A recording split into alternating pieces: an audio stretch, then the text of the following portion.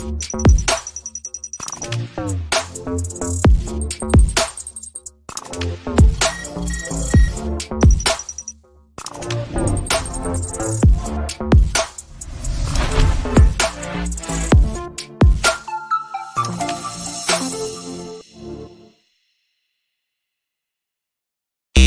the 915 to H-Town, from the Panhandle Plains to the Valley, and everywhere in between. This is the 50/50 podcast, powered by National Scouting Report. Join me, Hector Cano, as we cover the Texas high school club and college soccer landscape, along with an inside look at the college soccer recruiting scene. The 50/50 podcast is a platform about the people and for the people who are dedicated to the beautiful game. Here we go. It's another edition of the 50/50 podcast, powered by our proud partners, National Scouting Report. You can also find them at NSR.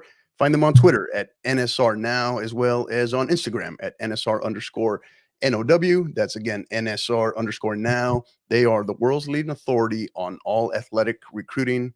You can also find them on their website at nsr-inc.com. My next guest feels like he's an individual that I've known for about 10 years, yet we've never met in person, right? I'm proud to have him finally on the podcast, episode 103. He is the Director of Strategic Growth at United Soccer Coaches. He is Brandon Milburn. Brandon, how are you, buddy? Doing great, Hector. Yeah, thank you for having me on. I'm so glad to finally get on here and chat some soccer with you. I've been listening to some of your shows, and I think it's great what you're doing. The intro screen, everything is looking amazing. Holy smokes, man! Your whole production is outstanding, and you're just back here just running the whole thing. So kudos to you, man. Appreciate it. Thank you. Hey, man, I love the mic and the sound too. You got the podcast voice yourself, man. I think you might be. Could you be giving our good friend Dean Linky a run for his money in the future? I don't know. No way. Maybe Dean will let me come on the show a bit more. But you can't replace the great Dane Linky. And I know. He's getting primed up and ready for obviously Media Row, but he does such a great job at all of our award ceremonies and making those so special for the award winners and All-Americans and coaches, and he loves it. You can feel it when he's talking. So he's amazing though. Love him. No doubt. Yeah, I definitely just had to mention his the great Dean Linky's name, right? Absolutely. Whenever we have you on. So yeah, so no doubt. Awesome. So hey, so thanks for being here, Brandon. Really appreciate it. And a big fan of obviously United Soccer Coaches here as a member as well myself, but also a big fan of what you're doing specifically, right? Kind of, I call you the man on the mission, right? So tell us a little bit before we kind of dive into particulars. Tell us just Happy New Year. How are things going? Yeah. This time of year is always interesting because, things kind of slow down a little bit with everybody with getting, the holiday season, the new year, and, everyone's kind of closing down business. But, starting October 1st, and then it heats up November, and then it's like the busiest and craziest time of the year for us, going, right through this time of the year, through the end of December and then January. So we're just kind of catching up with people, getting people thinking about, what's going on next week. They're waking up finally, all the questions are coming in now, Right. but you can feel it, so it's been, trying to just make sure I can spend time with family and friends and balance all of that and make sure we're doing all of that. But, also making sure that, we're going to put on a great show in Anaheim. So it's been interesting. Right. So most people affiliated with our game, they on some level have heard of United Soccer Coaches, maybe aren't necessarily members, or they've heard of but don't know exactly what it is. And then you got some people that just landed on planet Earth and they've never heard of United Soccer Coaches, right? So tell us a little bit more about just United Soccer Coaches and its initiatives. Yeah, absolutely. Association's been around forever. It was initially the National Soccer Coaches of Association of America, so NSCAA, rebranded in 2016 to United Soccer Coaches. And really the mission of the organization is to provide resources for coaches, to provide opportunities for coaches. We have a large menu of different education diplomas that coaches can go to, and where they're at in their career, they can come to us and work with us to get to that next step or to improve at the level that they're at. When I look at the association, everything that we're trying to do, it's to really serve every level of every part of the game. I know that there's a lot of the federation does a great job with a lot of their education. And a lot of organizations around the world do a really interesting job at covering education. And our specific way of going about it is providing that huge, immense network of coaches that can support the youth coach, the high school coach, the college coach, the professional coach. Right. And I think that it's the convention is just kind of it encapsulates everything that the member benefits that we do have. It's just that in-person experience that you can't replicate anywhere else. So Yeah, yeah, no doubt. I know for me, a little bit of trivia, NSCAA trivia, I guess, right? Personal trivia. yep. I actually happened to go through the final NSCAA premier diploma course, which was Oh in wow. Elmhurst, Illinois, back right before the rebranding. Yep.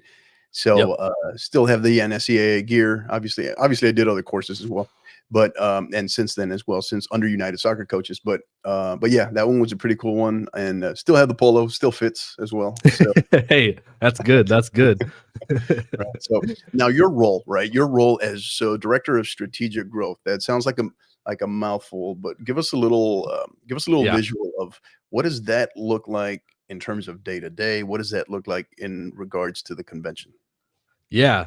It took me about 2 years, I think. I still stumble when I tell my title to people, so I don't even try to say it. But really, my job is to work with every single department in our association, from membership to events, to awards, rankings. I oversee the websites with our team, design, really the whole marketing team, and then I work with our partnerships manager as well, to really maximize new ways that we can leverage partners, new experiences, a lot of experiential marketing, and really my background is in digital marketing. So Mm, something that the association has done a good job at, and they've built a great social audience. But my background is in social media. I started out at Challenger Sports, the largest soccer camp company in the country, and I helped them kind of build their digital presence. Before that, I was working with a professional soccer player out of Kansas City, named Will John. He went to Rockhurst High School, St. Louis University, and then he played for the Chicago Fire, the Kansas City Wizards, before they were Sporting nice. KC. Yeah. And then he was overseas playing, for 10 years, and I was kind of helping him build a social audience. So I actually did my internship at Baker University, where I played. I went to school, and I did my internship basically just running his YouTube presence and Instagram presence. And that was about 8 years ago. So it was kind of right at the very beginning of when all this really started to become mainstream. Hmm. Um, Gained those skills, got involved with, like I said, Challenger Sports, and then the opportunity to work with Jeff Van Dusen at United Soccer Coaches, came up, and I couldn't, pass up on it. And so it's traditional marketing. It's running the soccer journal with Dr. Jay Martin and our editorial committee. It's running the day-to-day social. It's making all the video promotions. It's a all-encompassing position, but you can't beat it if you love the game of soccer. So it's a ton of fun to work with the whole team. And I'm really glad that Jeff obviously took over as CEO, and he's brought in a lot of really good people that are putting a ton of great work to make not only build upon the convention success and everything we've done well as an association, but to bring in people that are looking to bring in fresh ideas that are going to really excite people. Yeah, yeah, awesome. And a shout out there to Jonathan Ward of United Women's Soccer, UWS. Jonathan, thanks for joining us, buddy. Appreciate you. Wow, that's pretty interesting. That's pretty how you kind of took that meteoric rise is pretty awesome. So now give us a little bit more insight. Now your time, how long exactly have you been there at the association? Yeah, I'm just passing 2 years. So this will be my third convention. I came in November of 2021. So Kansas City was my first working Mhm. convention. I'd been to a convention before. My sister was an All-American at the Indianapolis convention. I think it was 2008.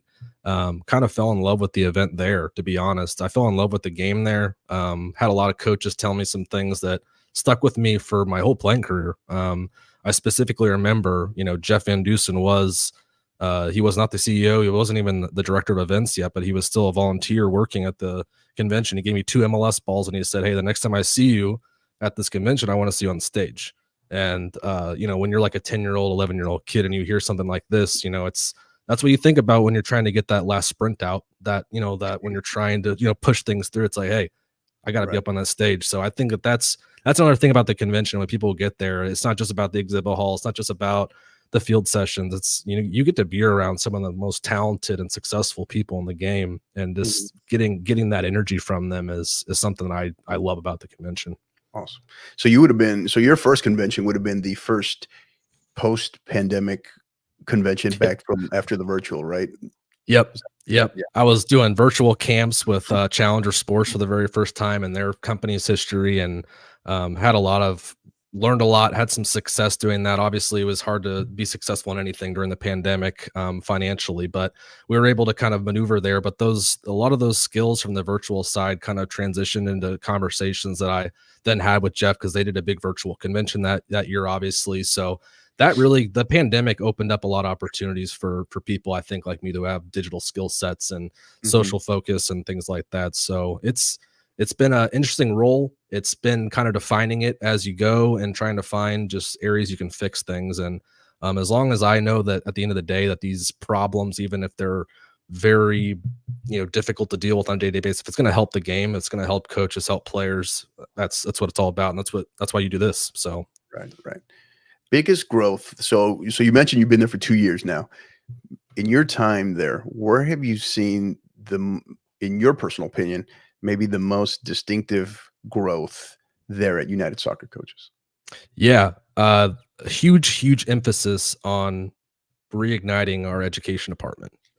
We want to bring in the best instructors. Again, we want to get the, you know, new exciting titles that are relevant to especially young coaches that are, you know, out here looking to gain new skills that are relevant in the market. Bringing in Herringer and Dave Simeone, who's come in and helped us really focus on, okay, how can we find the most quality coaches possible, the most quality curriculums, and, you know, let's work with our members and figure out, you know, what are those top needs that they have. That's been the biggest thing that I've seen is really trying to get back to the core of what our association was built on, and that's educating coaches and helping coaches improve the players' lives. So that's been a huge one. The online resource learning center that we've built, the online the training ground, it is one of the Right. most difficult projects that I've ever dealt with, from a learning management system, and getting that launched and taking everything historically from the association and then building new stuff into this platform. We've had a ton of success with it. We've had some, you know, some bad feedback on some experiences, and it's that's been a huge endeavor for the association and the size of staff that we have to turn around something that's, you know, a world-class online learning platform. And I'm really happy with where it's at now. It's really opened up opportunities with coach credentialing program, with the NCAA and the Knights Commission of Intercollegiate Athletics. And, you know, having a platform like that, even though we've gone through some growing pains to make it a great user experience for every single member, that's been a huge undertaking, just to make sure that not only can we coach people at the convention and at our diplomas, but what accessible, affordable, you know, quality education can be provided on a, you know, on-demand basis, and Right. continue to put new stuff. So a huge focus on new content resources, education. And then, you know, I don't want to give away too much for the convention, the new activations we have coming, but All right. members are going to see things in our booth, in the exhibit hall. We're going to have collaborations with different artists, and, you know, all different kinds of really cool cultural elements that we're trying to bring into the convention that's been there, but we want to really emphasize it and leverage the city and the culture and, you know, Mhm. everything, the people, like everything that really makes soccer what it is. It's not just the ball, it's not just the field, it's not just the coach, it's everything. That's why people fall in love with the game. It's a cultural experience. Right, right.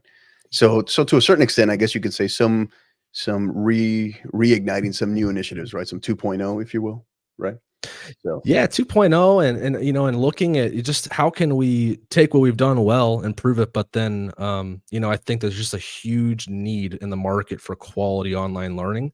And that's, we've made massive investments, not just in money, but in staff resource. And that'll be something that, you know, as well, we'll talk about if people want to come by the booth, you know, our association booth, and talk about and see the new resources. We're going to be unveiling the compensation survey that will be housed in the training ground, and that's going to be obviously great information for coaches to leverage and look at as they're trying to kind of negotiate their contracts and, you know, determine what the landscape of the game is. So mhm, yeah, that, along with a ton of other resources, are going to be there. So right. feel free to obviously drop by or, you know, ask questions about that.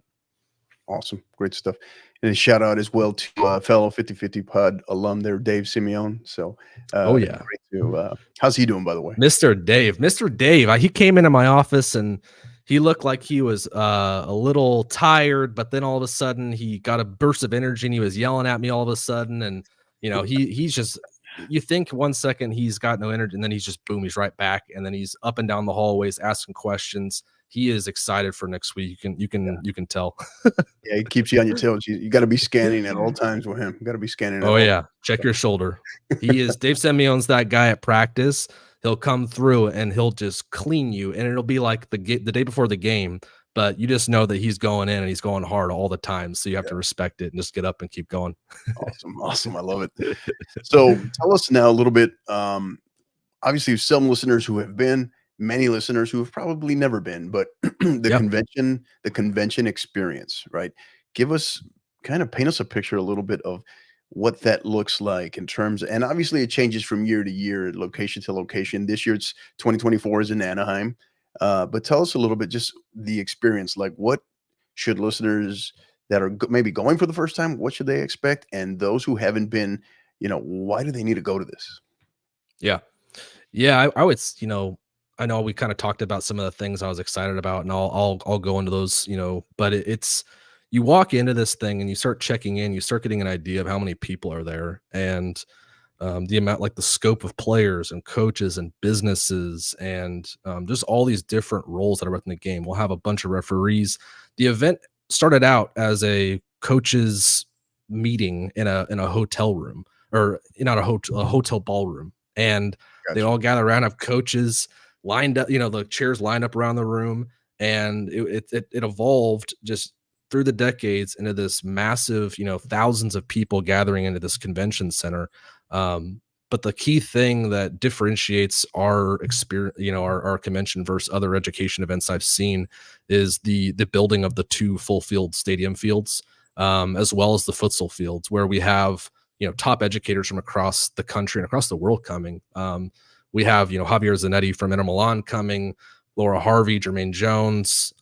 We have Clara Thompson, Rom Herringer is going to be presenting, Randy Waldrum, Margarita Koza. There's tons and tons of coaches from the college, pro, the most respected high school coaches. So you can go to those field sessions, you can see, and there's big bleachers, and it's just a bunch of coaches sitting around with demo field players, and they're going through all different kinds of new stuff, ideas, techniques, tactical sessions that coaches can just learn from and absorb. And that's offered. It's over 250 different classroom sessions and field sessions over a 5-day period that you just kind of get to go and just pick a la carte off a menu about what you want to go do and what you want to see and who you want to network with.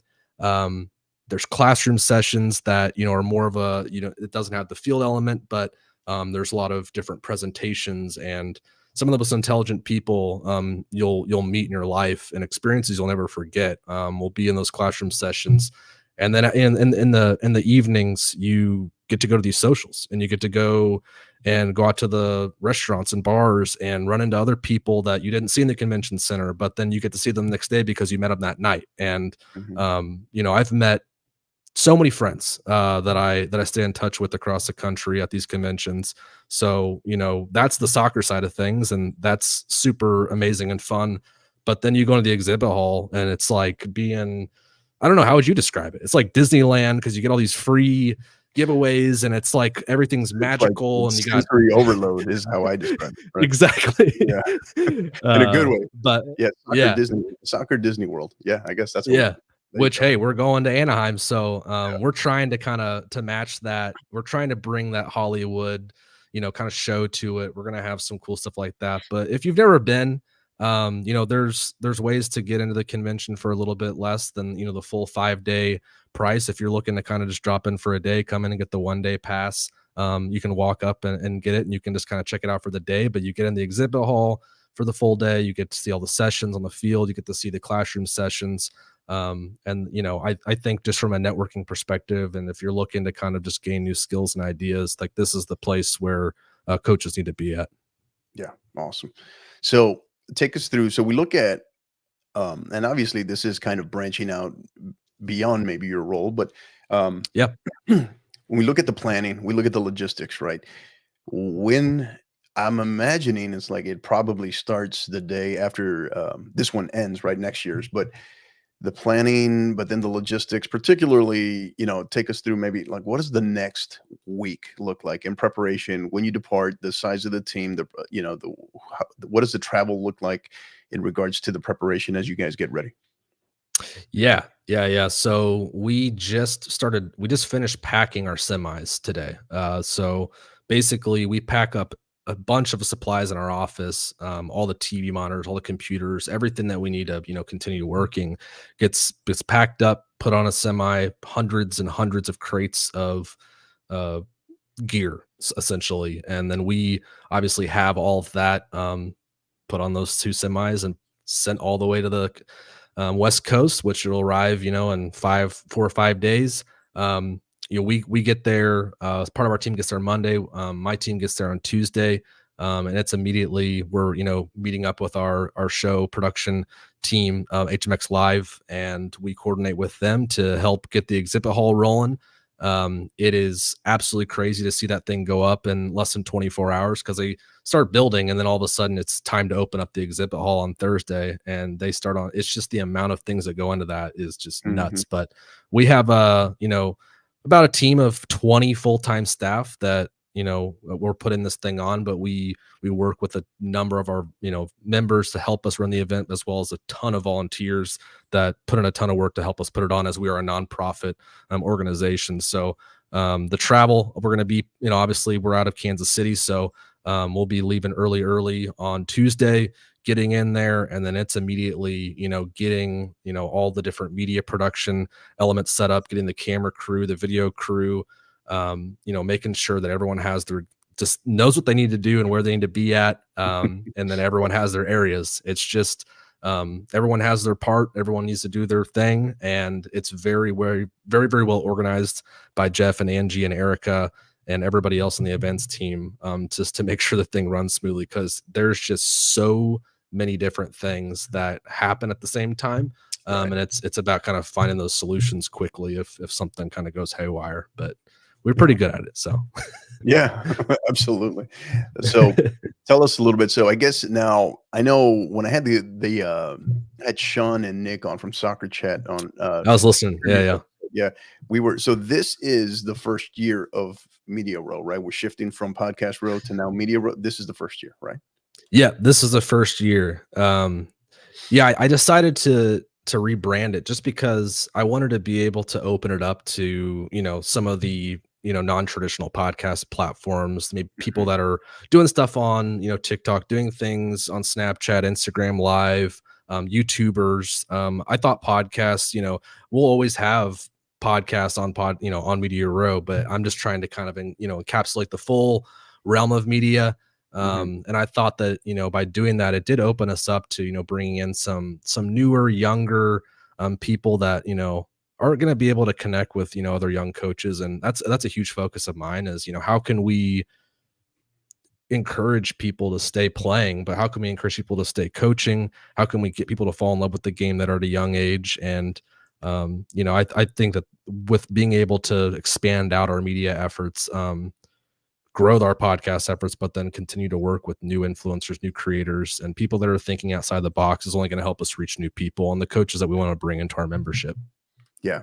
Yeah, and you talked about it, they often one of the phrases is influencers, but there's traditional media, your big media, but then as I like to call it, kind of such as your podcasters, right? Your independent media, right? I think Yeah, that's exactly. very important to give that platform that opportunity to have a voice as well. So that's one thing that I love about what you guys do. Started with the podcast row and now so give us a little bit of insight now on the media row front. What's on the books? How many different, whether it be podcast, how many different people do you have coming? And is that with the shift from podcast row to media row, is that a significantly larger space now from what was podcast row? Yeah, the Anaheim Convention Center is interesting because there's not a ton of hallways and stuff. So we actually have had to reimagine the event a little bit. And it's the media row is actually going to be placed inside the exhibit hall.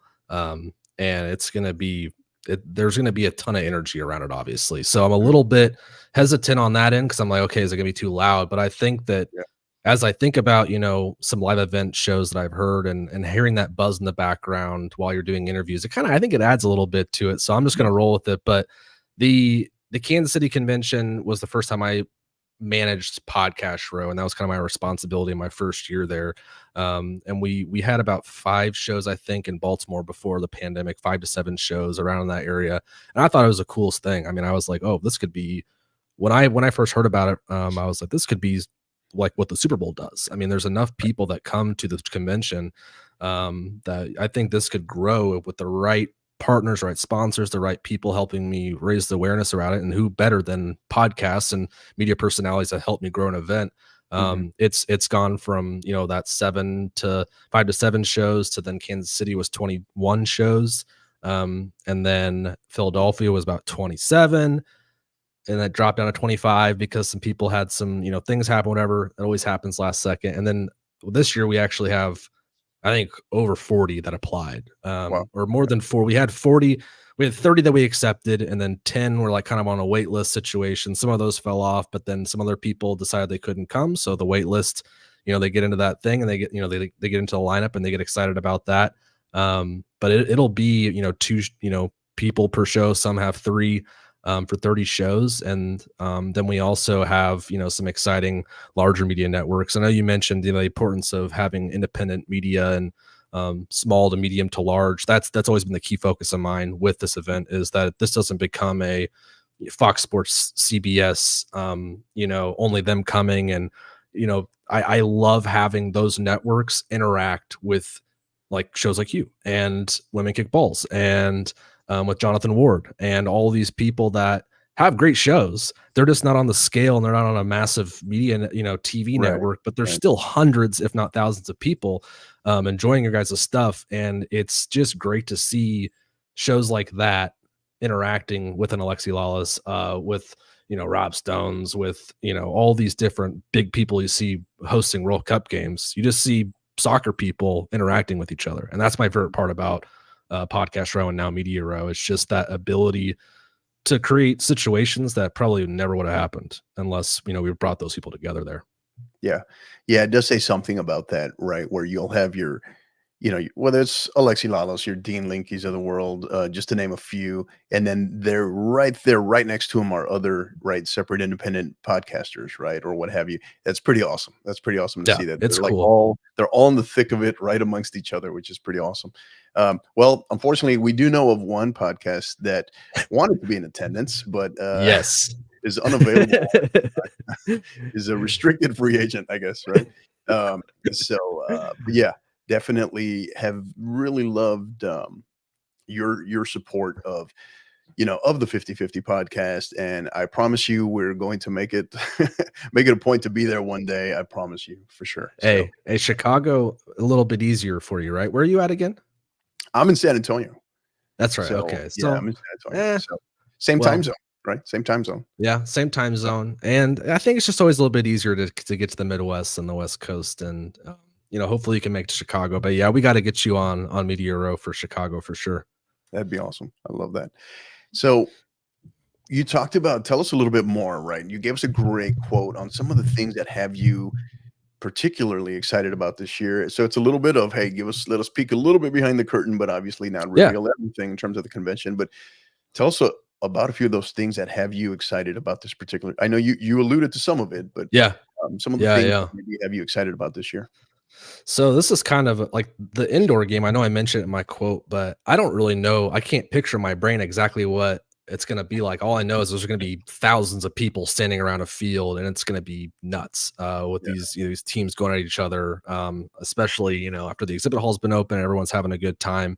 So that's going to be a lot of fun to see for the first time. We've done some stuff obviously with the indoor leagues at the convention center or at the stadiums and So, stuff, but so that's going to be fun. this is like full-fledged indoor league play going on. Is that what it is? So I don't believe it's league play. It's No. it's like a cup. It's like a cup game. Okay.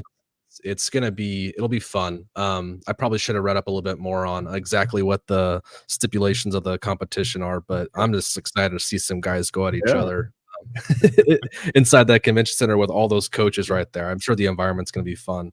But obviously, the 2 media panels, have been something that I've been working on a ton in the background.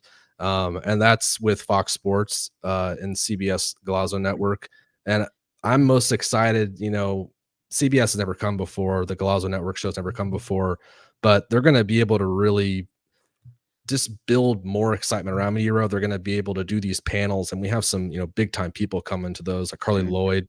And I'll give you a little sneak peek here that nobody knows about yet, but Landon Donovan is going to be announced tomorrow that he's going to be There you on that, go. that panel discussion. So that'll There you be go. that'll There you be go. fun. That'll be Mhm. fun, fun, fun. So Awesome stuff. um, they're gonna be getting us ready for the Euro and the Copa America, and what better way to kind of kick off the year and just get super pumped about everything soccer going on this year. And then CBS is going to be going over. I can't remember the session title off the top of my head. Sorry, but they're coming in with a great lineup of people. And then Sean is actually from Soccer Chat is going to be the guest moderator. So hopefully, Sean doesn't actually do the stanky leg and do the worm and all. Like, no, he can do it. I hope he does it. I hope he goes crazy. Uh, yeah, it's like the more you keep telling him not to, the more you know. That's probably the first thing he's gonna go for. I know, right? So, no, that's Exactly. great. That's great. I think, can't think of a better moderator, I think, for something like that. I know Sean will do great. So, Oh,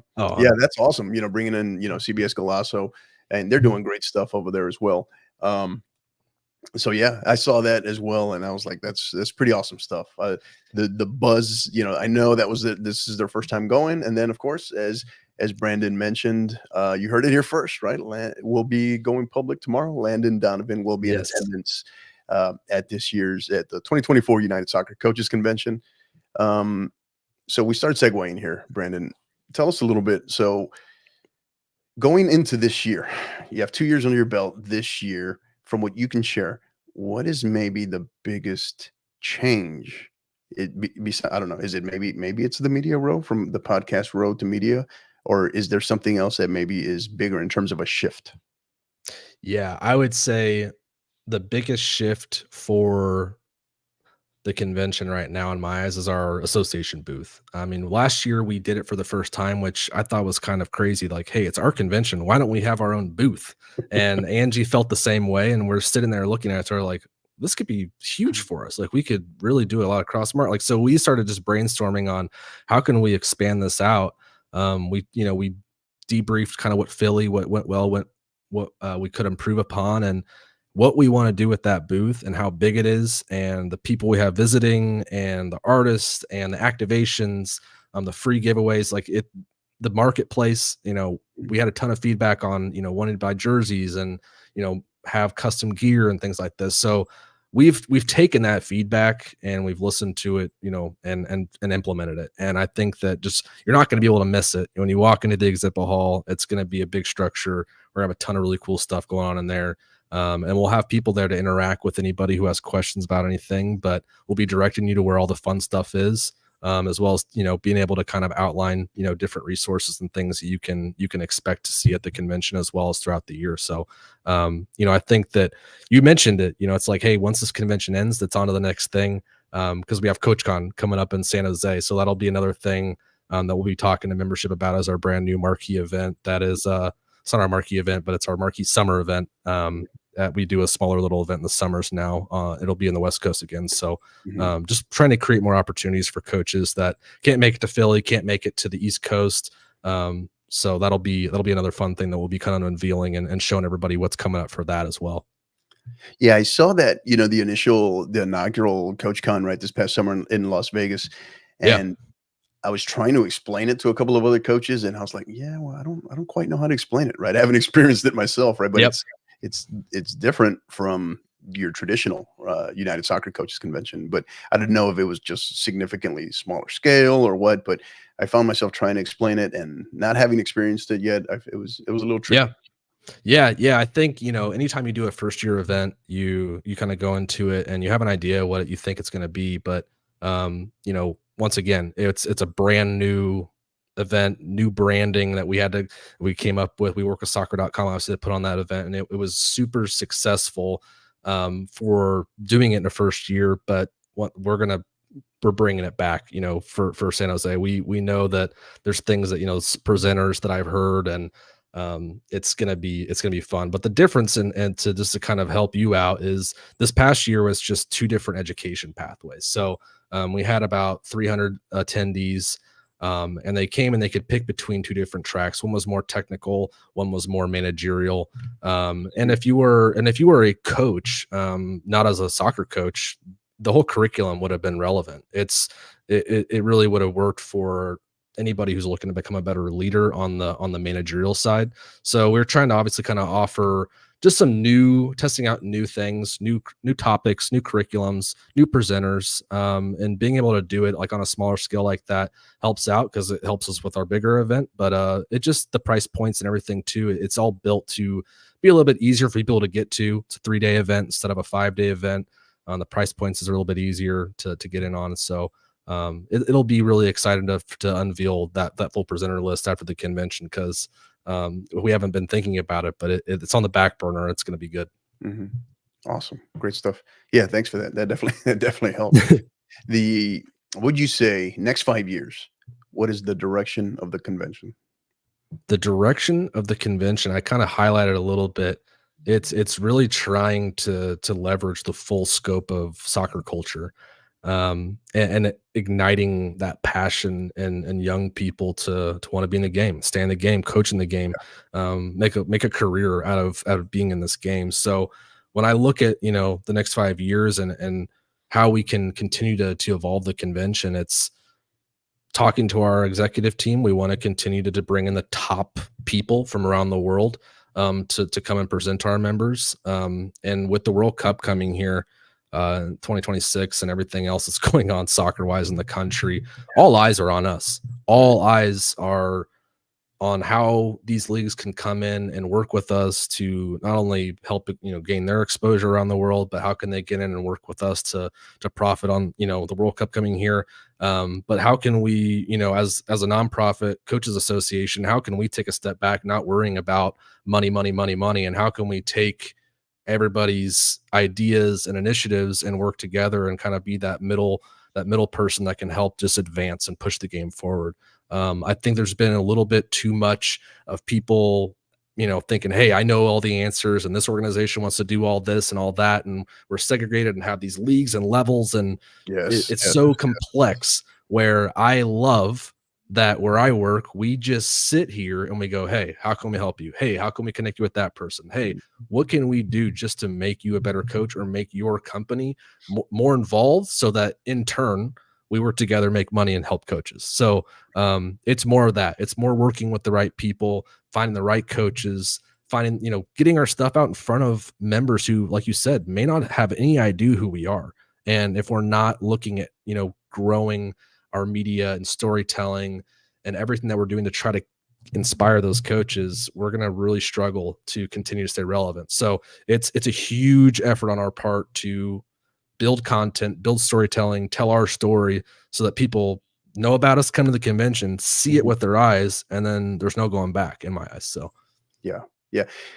And, that's probably been my greatest endorsement of United Soccer Coaches has been that, in terms of our sport culture, particularly in this country, right, in a world of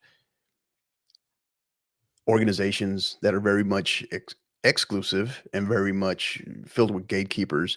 United Soccer Coaches, I've had that direct personal experience on multiple occasions that it's very much it's inclusive and it's collaborative. It's a collaboration. It's collaborative driven. So, and yep, I cannot give the organization enough kudos on that front. So definitely I agree with appreciate you. that.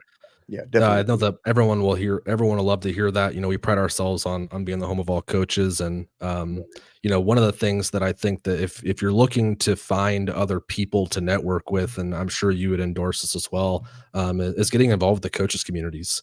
Mike Adama is our coaches community relations manager.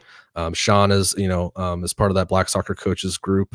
We have a ton of amazing people that are part of those communities, that are there looking to just help other people Mhm, and connect with other people and build connections. And that's always been my favorite part about the game of soccer is just the community, the willingness of other people to want to help each other out and just better each other and support each other. So if you're looking for that, if you're looking for someone, even just a friend or mentor, like those are the places to go to and get that help.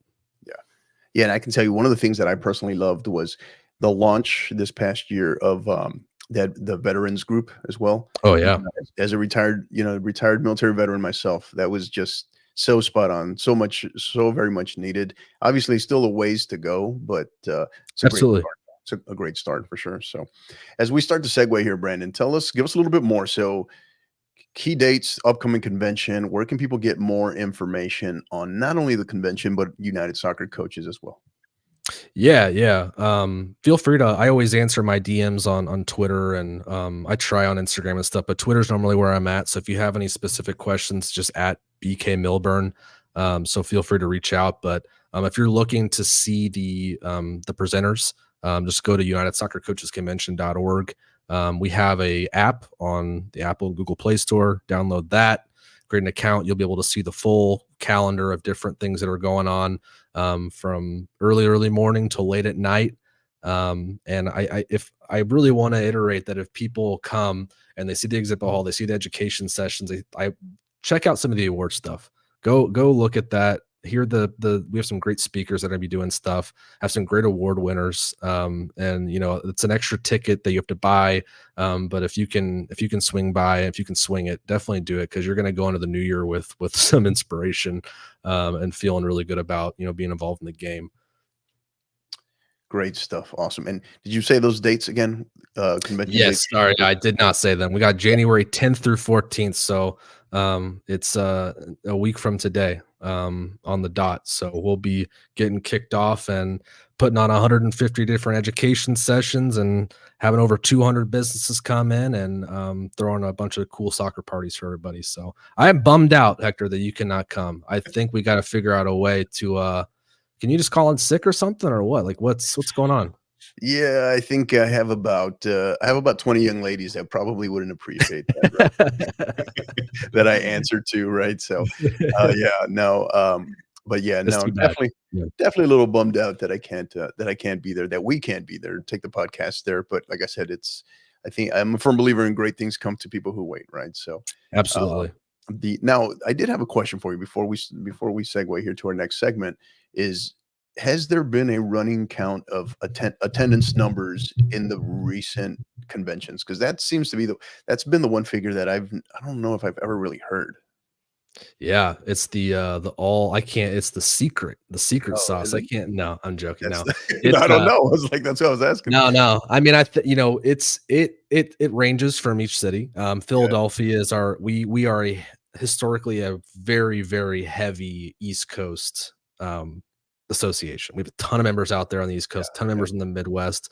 And we've only done this is our third convention on the West Coast. So we did Santa Clara in '94, LA in '17, and then Anaheim. And we didn't do the last LA because last Anaheim got canceled because of COVID. So we don't have a huge base out there. So it has been a tremendous effort to gain new membership to then get them to you obviously come to the convention. Right, And right. we've seen that. We've seen 40% of our convention attendees are new members. And Mhm. that's like what's exciting to me. And I think that people get caught up in, hey, 5,000, 7,000, 10,000. I've seen the numbers range anywhere from 5 to 10, Mhm. depending on the city. But I'm excited about the 1,000 plus new members. We're approaching maybe 2,000 people coming for the first time to experience this thing. That's what I'm excited about. Obviously, it'll be big. There'll be a bunch of people there. It's going to be buzzing, but I'm looking forward to that, making that first impression and seeing those eyes of those first time attendees coming. And really interacting with them and making the most out of every single person that's there. So to give you a kind of a range, it's anywhere from 5,000 to 10,000. In Mhm. terms of coaches specifically coming to do stuff, it's more 3 to 5. But we have a ton of brands, ton of businesses, ton of Right. parents. All these different assistant coaches coming to the awards banquet. So by the end of it, when you start getting everybody in there, it's packed. Yeah, that's what I mean. The total attendance is what I'm interested in, right? Not necessarily just coaches, attendees Yeah. per se, because it's a lot of moving parts. So awesome. Yeah, So before COVID, it was crazy. Mhm. And we still are seeing a ton of people coming in. It's just kind of everything is rebounding for in-person experiences. I think Right. everyone's trying to bring that back and trying to get people comfortable at being in those situations. And as we've gone through Kansas City, and that first one was tough, getting back in person again and encouraging everyone to get there. But we pulled it off, and then Philadelphia was that first one where we're outside of the city post COVID. It went great. Had a great attendance there, and like I said, we always do in Philadelphia. And then Anaheim will also be outstanding. It's just a new market. It's our first time being in Anaheim, and Mhm. I think we've done a great job, obviously, getting the people that come to our convention, but find those new people. Find those Yeah. new people. Yeah. Awesome. Great stuff. So if you haven't signed up yet, if you haven't registered, make sure register, grab one of your friends, and get their Anaheim upcoming very soon, right? A week from today. So all Yes, right. yes, So yes, yes. speaking of friends, let's tell you about our good friends at Gipper. So Gipper is a way that schools, athletic departments, ADs, and coaches create world-class marketing content. Join over 3,000 coaches, ADs, and programs that use Gipper to create high quality visual branded graphics for your program. The best part, anyone can do it in seconds on any device without needing any design experience whatsoever. If you do have significant design experience, so you are what they call the power user, Gipper is specifically designed for the power user as well. And just for being a 50/50 podcast listener, supporter, you can save money on any first time Gipper purchase. You can save 10% off on any first time Gipper purchase by visiting gipper.com/partner/5050. Again, that's gipper.com/partner/5050 to learn more. And our other good friends at Global Scarves, big fans of theirs. They're in the middle, just launching a second year with them where they're working on our new scarf. Global Scarves is a top provider of custom knitted scarves, beanies, and other fan merchandise in the United States. All merch is fully custom with free design services and free shipping on all orders. You can contact them at info@globalscarves.com to get any free designs or quotes built out for your school, club, or maybe you have a supporters group as well. Again, that is info@globalscarves.com. Mention the podcast or use the code hashtag 5050pod. Brandon, all right. It is the moment of truth, man. Counterattack segment. We go from segment 1 to segment 2. Now we get to pick on you a little bit, ask you some random off the wall questions. So now all of these questions, in your case, you any soccer related, you can answer as a player, or don't know if you ever dove into the coaching world, into the dark side, but you can answer on either All front. right, All all right. right. So first one, cats or dogs? Oh, cats. I've grew up with Cat. dogs, but recently, I don't know if he's still sitting. No, he left. I got a cat named Fitzgerald, and he's my best buddy right now. But I've had dogs, boxers, particularly my Yeah. whole life. So I love both. Grew up around Yeah. animals, but Yeah. loving cats lately. You were a boxer guy? Yeah, we love Yeah. boxers. My grandpa had one. My dad had two. My sister Yeah. has one. We all just have boxers. So Yeah, that's what we have, right? That's what I've had oh, for nice. probably the last almost 20 years. So, yeah, Oh man, they're the best dogs. They're a I little love crazy the first 2 or 3 years, but once they yeah. mellow out, they're the best dogs ever. It is like having another human in the house. Their personality. Yeah, they're Face. yeah. Yeah, for sure. All right. Day person or night owl? Day person. I used to be a night owl. I think I'm old now, so I think I like to turn in early You and get up early man, and go. you think you're old. I'd hate to hear what you think of me, man. All right, No, so no. all right, so day person. All right, next one, lake or ocean? I like the lake. I really do. There you go. I don't hate the ocean, but I think the lake just makes me feel a little bit less like I'm gonna get sucked out into the ether of the world and die. Yeah, The ocean kind of scares me a little bit, but I go into it. Don't I, yeah, I'm gonna go on into it. yeah, I'm surprised how many people are not afraid of the ocean. They just Oh my I gosh. think they hear ocean and they think beach, right? But I hear ocean Yeah. and I think all of the ocean, right? And Yeah. I don't know. I think Yeah. Yeah. you've never It's yeah, yeah. yeah, I don't No, know. no. We could probably turn that into a podcast in itself. All right, so VAR, yes or no? No, I don't like No. it. Oh, wow. No, no, No. no. I don't like it from a coaching or player perspective.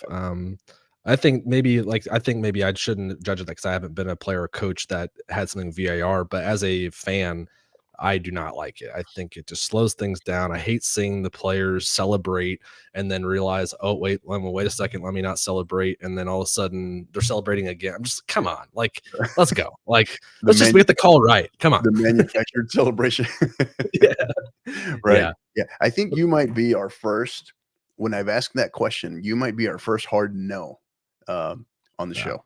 Yeah. I So, don't know. Maybe I'll I like regret. it. Maybe I I'll like change my it. I like mind after a it. Yeah. while. But right now, I don't like All it. right. All right. Book you are currently reading or recently read? Oh man, what was a recent book?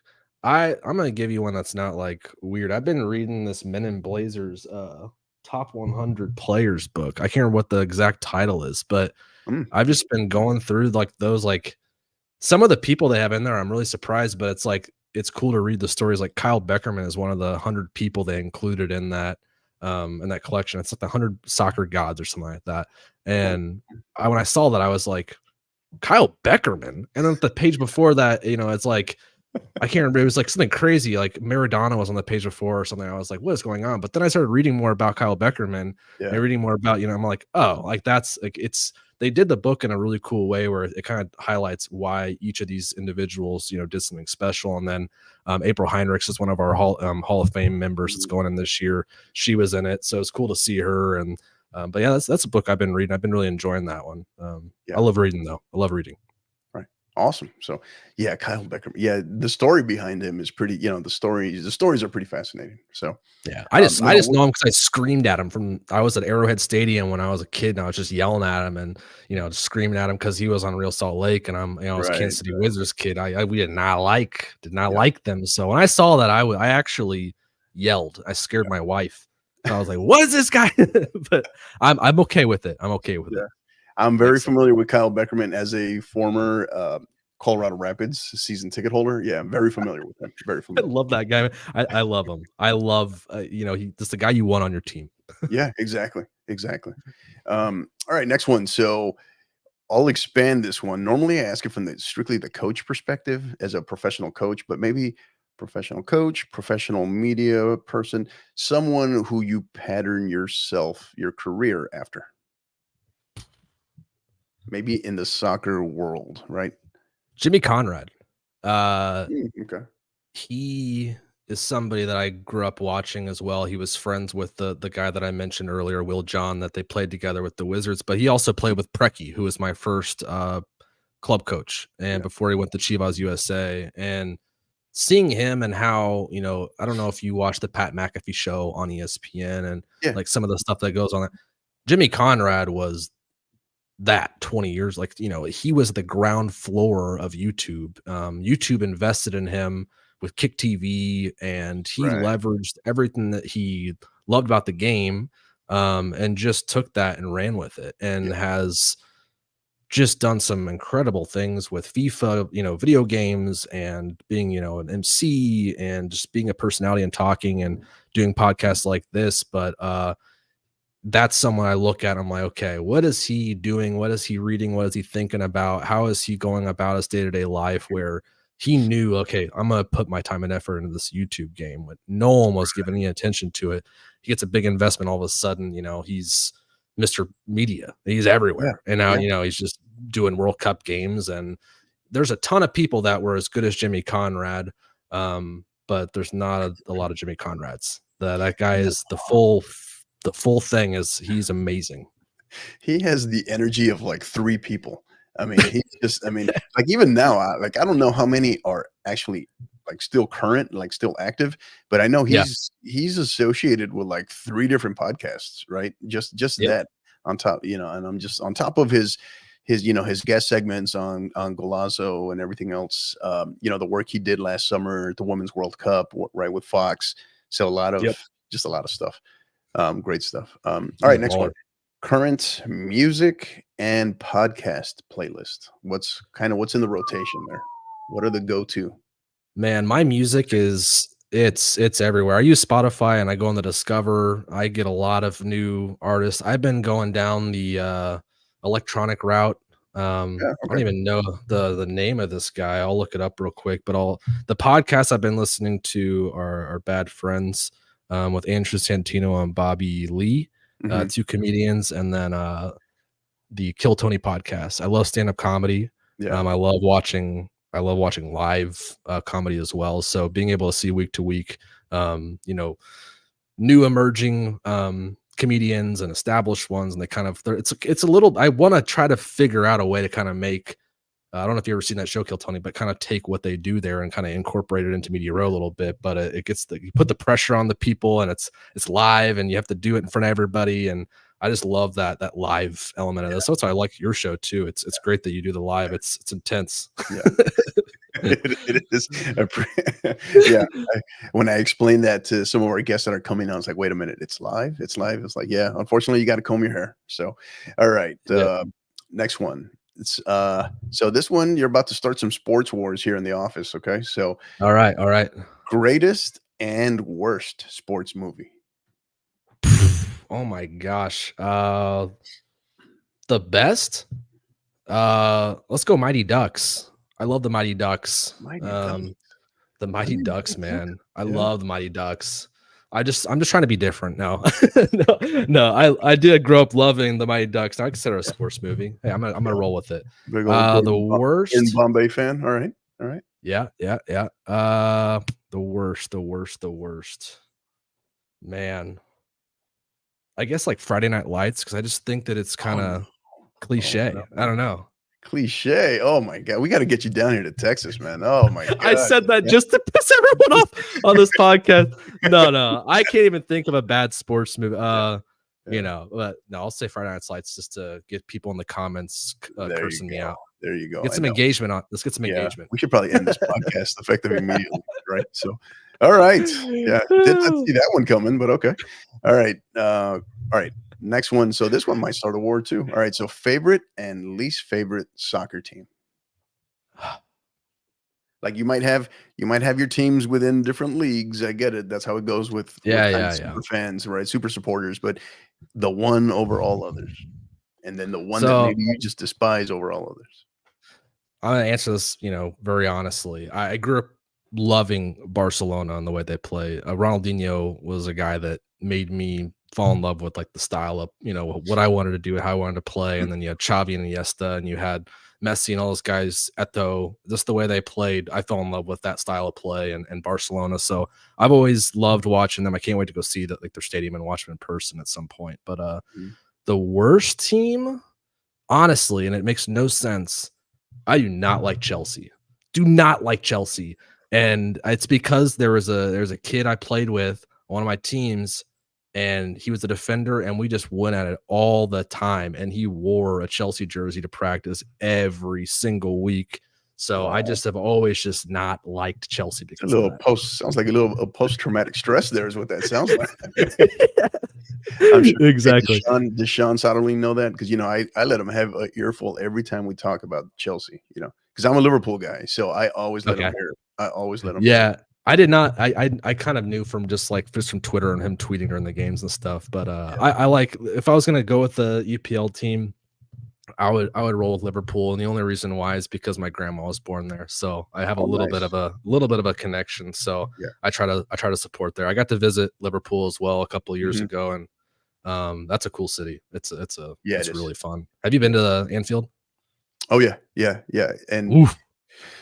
I mean, that's the thing. I've never been. I'm gonna fall in love with. I'm gonna be like, you asked me my favorite club. I haven't been to a European game in person yet. I've been to one in the States, like for the International Champions Cup, but it's not the same. I want to be immersed into Liverpool, and I guarantee you, I will never like another EPL team, because that's what the Kansas City Chiefs. It's about that fan culture, and that's what I see in Anfield. Is like it's gonna be loud, it's gonna be electric, and it's like the stadium just looks incredible. So I can't wait to check it out. All the guys I worked with the Challenger from Liverpool, so we would go out to bars after work and stuff and see the champions. They would lose their minds in the middle of the day at this random, quiet bar where everyone's just doing their little happy hour in Latha, Kansas, and then you have these guys just throwing beers and flipping tables, and it's great. You gotta love it. It's awesome. Yeah, you definitely got to make it. Definitely got to make it to Anfield. It's just, I mean, especially if it's the right match, a super big match. Yeah, it's hard to beat. It's very much hard to beat. And yeah, and I obviously have personal reasons why how I became a Liverpool fan as well. Yeah, It's directly connected to my past, obviously. So, but yeah, just and then when you start to learn nice. more about the club, right? And this is in most clubs. It's not just Liverpool, but when you start to learn a little bit more about the history, then yeah, Exactly. it can kind of Exactly. hook you pretty easy. So, So you all don't right, like next. Manchester United either, right? No, no, no, no, no. Okay. That's the only thing that would have probably ended this podcast faster than you hate Friday Night Lights. So was you I don't saying even you're think I've seen it. I don't even think I've seen it, but I have hung out with Manchester United people quite a bit, so let's just move on from that. yeah, all right. They're everywhere, man. You can't escape them. All right, Exactly. next one. So going back to your playing days, any game day superstitions or rituals? Oof. I remember I got asked this question when I was playing a interview question, and I personally I have OCD. So when I was in high school, I didn't know I had this, Right, right. extra kind of thing that was making me very paranoid about stuff. So by the time I got to college, I had to cut out a lot of the ritual stuff, like taping the arms and having a certain amount of wraps around each shin guard, with tape Yeah. and not stepping on the sideline. It's like you get one, and then you have a Yeah, good no, game, and then you have I know. I had to stop it. I was like, it was like the thing with like a therapist. I was like, okay, we gotta get this under control, kind of thing. So yeah, I kind of had to get away from that as I got into the higher level too, because you get nervous enough. Some people it helps them though with their nerves. So it did Yeah, not do yeah. that for me. Yeah, that's the whole ritual piece, right? I guess if it works for you, but back I used Exactly. to have a teammate. I used to have a teammate that he would do the whole taping up thing, and we the joke was that over the course of the season, he just kept adding tape that by the end of the season he was a mummy, right? And like, so we were always joke with him, right? So and then after that he started scaling it back, so which was fun. Hey, that's what your teammates are for. They give you a Exactly. little bit of flack so you don't embarrass yourself in the real world. Exactly. Exactly. All right. Next one. Most recent binge watch. Netflix, Prime Video, what have you. Me and my wife have just discovered The Sopranos, and we're watching The Sopranos right Oh, now. So we're like just yeah, getting into the second season of it. Hit pause on it after work, came yeah, in, and we're doing it. No, we'll go back. I'm gonna go back and get back to Sopranos. I'm addicted. So that's yeah. been my escape from the soccer world is The Sopranos. So that's what you're doing right now, right? As soon as we're done with as soon as I shut up and we wrap up the podcast, that's what you're saying, right? Oh yeah, I'm gonna check out some Sopranos, get to bed, and then get up and start getting ready for the convention again. Yeah, yeah, and you're it is my all-time favorite series. I That's feel that awesome to because hear. I think you have to go back and research at when it came on, when it started, the day, right? The time frame, where we were in the world and just how it kind of came of age, the whole, without with I don't think you can really say spoiler alert this at this Yeah, point, yeah, but just James Gandolfini's role, right, as Tony Soprano was the first time. I think that's what turned me on to, I guess you could say between well, no, I wouldn't just say Tony Soprano, but I was always kind of intrigued by heels, like the Ric yeah, Flairs of the world, different, right? Those the villains, right? But he was the first that I felt where you found yourself kind of torn between, hey, you see the good and the bad in this guy, yeah, and you're kind yeah, of, yeah, you find yourself rooting for him in certain, in so many aspects. Just phenomenal series. absolutely. That and The Wire were kind of happening at the same time. And if you've seen The Wire, just unbelievable series. And That's people, the younger generation now, they don't necessarily get it, right? They get it's like this, guys, you got to have the context, right, of when this came, some of these series that you guys think are legendary and before the Breaking Bads of the world, just to name yeah, a few, Game of Thrones for some people, yeah. there were these, right? There were these. So just Yeah, fabulous. I had no idea. I mean, I was talking, to my stepdad the other night, and he was like, "Oh, yeah, we threw a whole house party, and we dressed up like The Sopranos, and, yeah, it's my favorite show." And I'm like, Yeah. "What?" Like, I had no idea you even would watch something like that, but I think that, like, what you're saying is that, everyone can look at the show and relate their own life to it, and also see just like, okay, like, everybody is human, like, no matter what you're Mhm. doing, if you're a mafia leader, if you're working as a coach, like, there's going to be these, like, elements of like leadership, and you can pull things, even though it's the mafia, you can learn from the mafia and Yeah. use it for the good, right? Yeah. Yeah. Yeah. Because David, that was the one thing that David Chase did. So, I mean, like, so fabulous was this guy was the head of the Jersey, right? The Jersey Mafia, but yet at the same time, the Jersey Mob, whatever you want to call it. But at the same time, you saw that he would come home and he had all the same problems as any other husband, any other father, right? And you find yourself like, oh, he's the dude's like me, you know. So it's Yep. pretty phenomenal stuff for sure. All right, would you say season 2? You're on season 2? Yeah, just starting kind of season 2. So, like I said, I I don't want to spoil 20 years later. Let's do And the no, I spoilers. think it's a little. I think we're safe. Yeah, I don't want to spoil it for you, but yeah, but No, yeah, it's been great though. I mean, yeah, we're really enjoying it. So that's been the binge watch. yeah. That series ended in 2007, I think it is. Okay. And if I'm not mistaken, it's 2007 or 2008. I want to say 7, but I still hear people getting in arguments on whether what happened in that final episode, right? So yeah, Yeah, I've yeah, heard some. I know that there's some negativity around the end of it, but it's like I said this to somebody on over Christmas. I was like, "What show has ended and we're like all happy about it?" yeah, It's like, right, right, yeah, it's yeah. gonna be tough to end any show like that that has that many good Mhm. seasons. Man, it's tough to end. I thought it was a fabulous ending because it was like Okay, the eternal hook, you know. Um, okay. so yeah, so again, I just think just David Chase just genius at that. So I'll let all you right, know we when got I finish. yeah, for sure, for sure. A couple left here.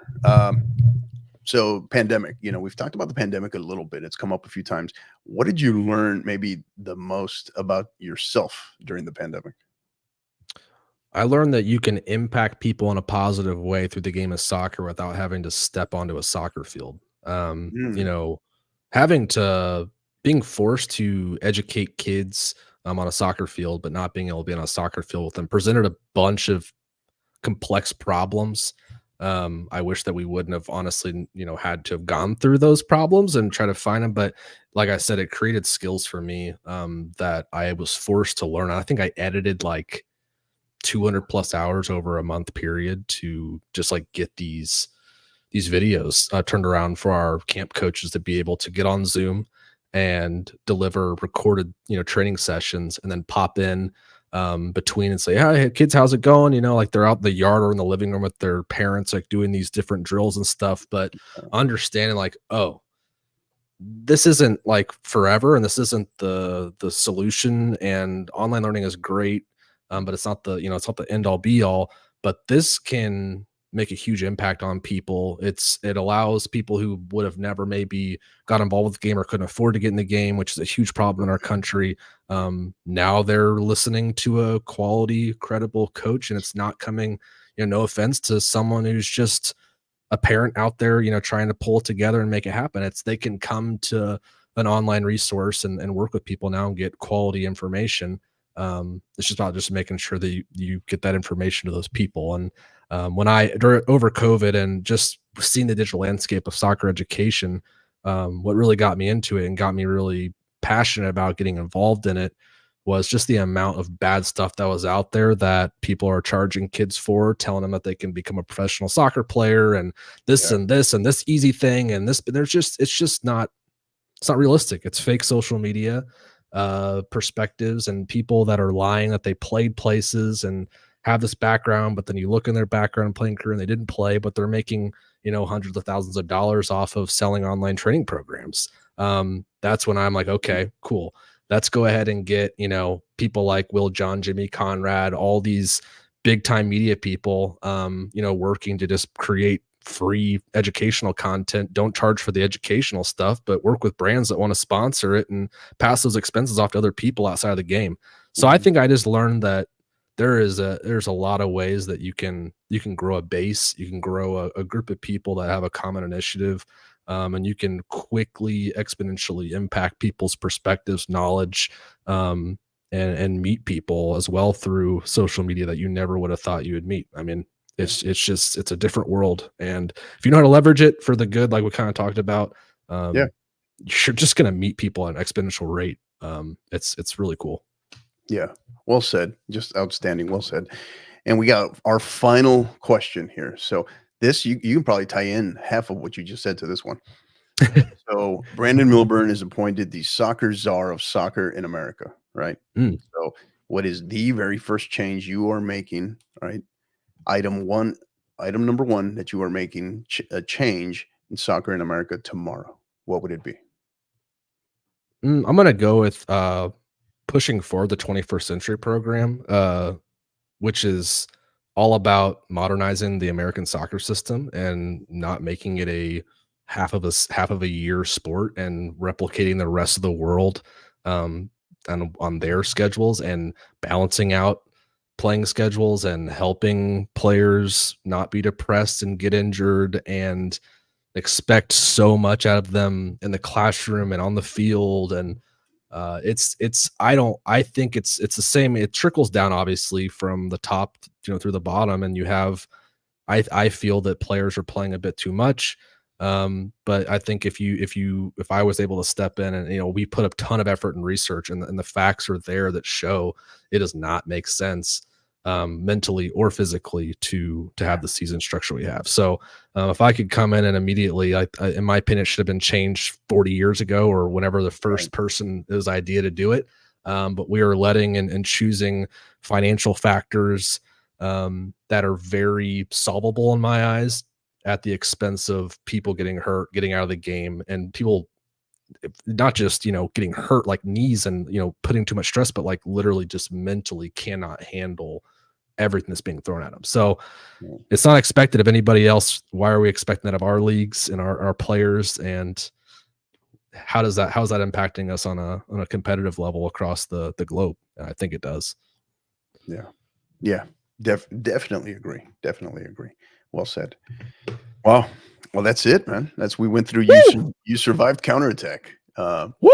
We I love it. covered we covered a lot there. So I great gotta job. get you on a couple of our podcasts, not only just United Soccer Coaches, but Yeah. I actually do a couple other podcasts with my buddy still, and Mhm. I like to connect you with some of the other peeps in the media row as well, so you can do maybe some remote interviews and stuff to Yeah. be involved. So, Yeah. but yeah, thank you for having me on, man. This is a hell of a production you have going on here. I appreciate it. No, thank you. And coming from you, I definitely appreciate it because I know you know what to look for. I know you're well experienced, well versed in this world. So thank you. Really appreciate it. But the all the thanks goes to you for it's you're really about to enter the peak of your season, if you will, right? So we appreciate you making the time to be here. Thank you. Absolutely, I know feels like this conversation has been going in two directions. One, to get you on here on the podcast, and for to get me there at podcast what is now Media Row.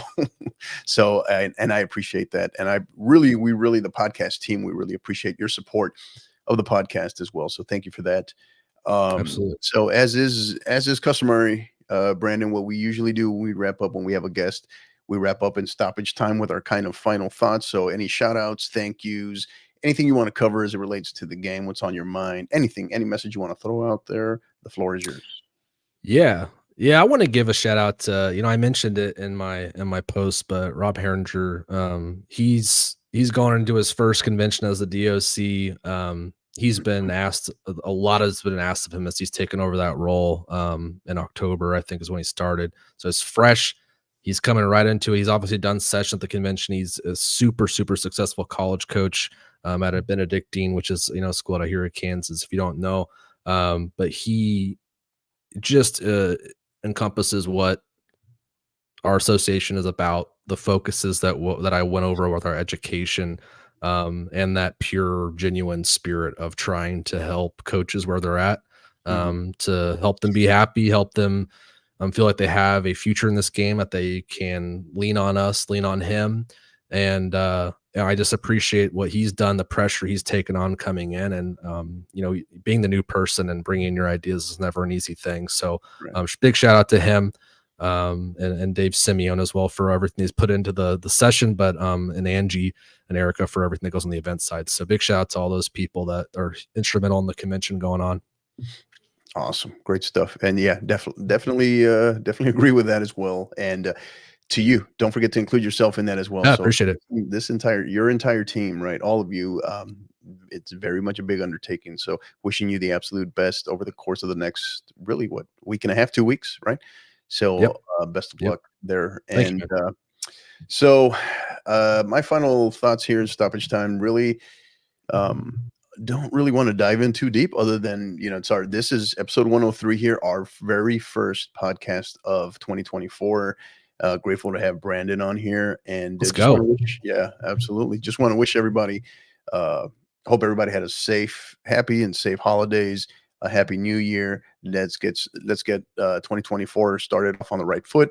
We are here. We're just fully entering, getting up and going at full speed in terms of Texas high school soccer here on the UIL side. So wishing all coaches, all right, coaches, teams, right, student athletes, communities, right, players, or not players, parents, administrators, everybody, right, wishing you all the absolute best this season in the 2023-2024 season. And that's going to do it for us. So for Brandon Milburn, the Director of Strategic Growth for United Soccer Coaches, I'm your host, Coach Hector Cano. And you know what to do. Until the next time, keep downloading and keep listening. You've been listening to the 50/50 Podcast, powered by National Scouting Report. Help us continue to grow by liking, rating, and subscribing on all major podcast platforms. And don't forget to follow us on Twitter at 50_50pod, on Instagram at 50_50 podcast, as well as on YouTube at the 50_50 podcast.